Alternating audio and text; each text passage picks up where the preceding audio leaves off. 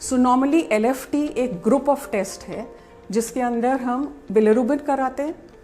So serum bilirubin total, direct and indirect, उसके कुछ enzymes होते हैं लिवर के, SGOT, PT, ALP, और total protein albumin globulin. GGTP भी एक एंजाइम है जो अल्कोहलिक लिवर डिजीज में बढ़ जाता है। सो ये कुछ 5-6 टेस्ट ऐसे हैं जो डॉक्टर आपसे कराता है। मोस्ट इम्पॉर्टेंट चीज़ जो याद रखने के लिए होती है, आपको जब लिवर फंक्शन टेस्ट के लिए सैंपल देना है तो कम से कम 8 से 12 घंटे फास्टिंग होना ज़रूरी होता है।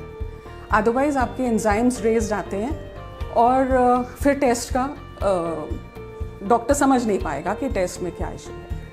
लिवर फंक्शन टेस्ट तो एक बेसिक टेस्ट हो गया।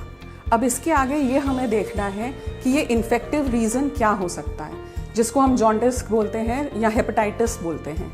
उसके लिए हमारे पास कई सारे और टेस्ट होते हैं, like HBsAg, HCV।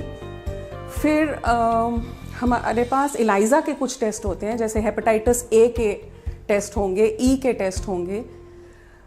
In addition जब हमको पता चलता है कि हमें हेपेटाइटिस B या C है तो डॉक्टर आपके वायरल लोड्स कराएगा जो PCR से होते हैं। जैसे जो नॉन इन्फेक्टिव डिजीजेज हैं उनका LFT तो आपको कराना ही होता है। उसके अलावा आप ब्लड से PT INR वैल्यू भी कराते हैं और आपको एक फाइब्रो स्कैन कराना पड़ता है जो डिफाइन करता है कि आपको कितना डैमेज हो चुका है लिवर का। एक बहुत फन फैक्ट है कि लिवर का एक छोटा सा टुकड़ा भी इनफ होता है बॉडी को रन करने के लिए। इसीलिए ट्रांसप्लांटेशन में डिस्पाइट द फैक्ट दैट हमारे पास एक लिवर है, हम उस लिवर के टुकड़े को ही ट्रांसप्लांट कर लेते हैं दूसरे में, और वो टुकड़ा अपने ग्रो कर जाता है दूसरी बॉडी में।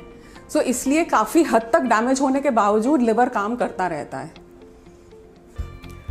जो आपसे हम ब्लड लेते हैं, फास्टिंग ब्लड सुबह, वो सैंपल हम ले जाके पहले सेंट्रीफ्यूज करते हैं। उसका सेल का हिस्सा और पानी का हिस्सा जो है, जिसको प्लाज्मा बोलते हैं, अलग करते हैं।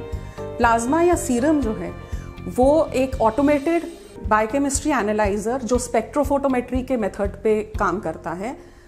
ये फुली ऑटोमेटेड एनालाइजर्स हैं इंटरनेशनल स्टैंडर्ड के, अमेरिकन और जर्मन टेक्नोलॉजी से।